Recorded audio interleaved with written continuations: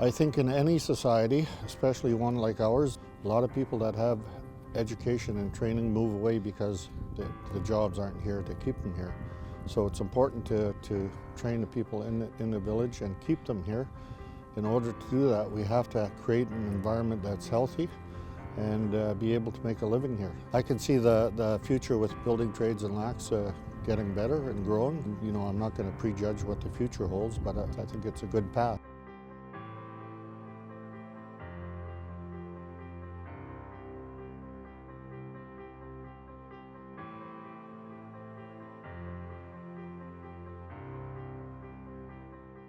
My name is John Helene. I'm Mayor of Lac aux Lambs.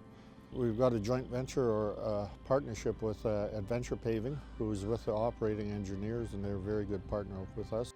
The Tuck Road paving project is actually a very exciting project for us. It's the first time in history that the Ministry of Transportation has put language into the contract to provide opportunities to the local band.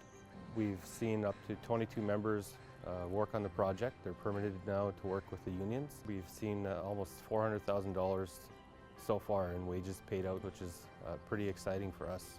It's going to be a big impact for this community. For one, it's going to give them an all-weather road in and out of the community, improve access to the ferries, which gives them better access to Prince Rupert for work opportunities there. It's very important as part of our activity on this project, not to just come in and build a road, but to actually build relationships with the communities. Those partnerships, the seeds that we're planting now, they're going to pay off years in the future.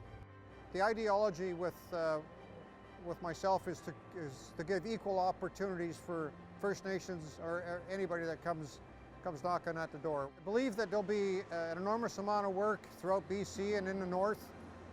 They're going to need skilled people, trained people to create those and get those jobs done.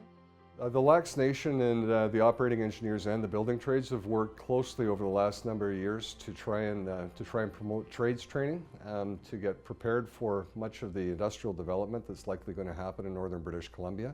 And this did not happen overnight. It's been a long work in progress in trying to create the right partnerships and relationships with the band, with the mayor, the chief and council, and the senior representatives within our respective organizations.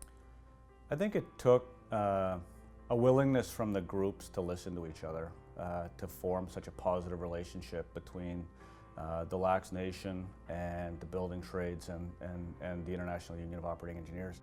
Like somebody told me a long time ago, you got 2 ears and 1 mouth, use them accordingly. And that's the key I've seen so far, particularly with the Lacs. They've got some stories to tell us, some issues, things that have happened in the past, and they've been treated wrong in the past, and it needs to be corrected. People you align yourself with, it's important that sitting across the table from them, you can trust them, you can respect them, and that's a two-way street. I think what's important with our partnership with the Lac aux Lambs is the fact that we're providing opportunities to individuals that wouldn't necessarily have access. Our approach was accepted because we actually did what we said we were going to do. So when we talked to the people, it was talk that they felt was coming from an honest and sincere place. I think the key to success with the Lacs is a continued commitment to work jointly to try and advance the interests of the nations, to try and help to develop the community. It's also important for the trades to continue to stay engaged with training and skills courses to advance their youth and create those opportunities. We've been working with PIC for probably the past 7 to 8 months. We've got a very positive relationship with them. We've run a number of different programs, from upgrading to introduction to construction and foundations level 1 piping. We've put quite a few members through the training programs, and it's great to see them, set goals, achieve their goals, and enter the workforce. Just today, seeing 2 students that are taking the journey to foundation made me feel so good, because these folks are the ones who are going to make this all worthwhile, because in the end, we're making differences in people's lives and communities. We're seeing a lot of people come out of their shells. They're setting goals and they're achieving them, and it's a very proud moment when you see them stand up and show us what they're capable of doing. I think the word journey person kind of says it all. It's a journey. The transformation we see from somebody that comes to us that is afraid of math, afraid of science, afraid to pick up a tool because they don't know how it works, to a productive problem solver that's out on a major construction site doing the work for the employer, it's pretty rewarding, right?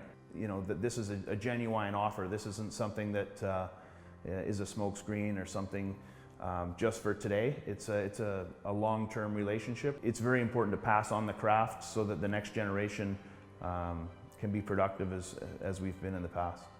I think in the future, as we continue to build these partnerships, both with the Lacs and you know, other nations, I think there's a real opportunity for people that are going through these programs today and getting their certifications today to be mentors for the next group to come through. And it really provides an opportunity for a tradition of success within the trades. I think there's a great future for our members. They see a light at the end of the tunnel that they can make a good living from their chosen career path. So people start feeling good about themselves and the way we treat each other. And you have that self-worth that as basic human beings everybody wants.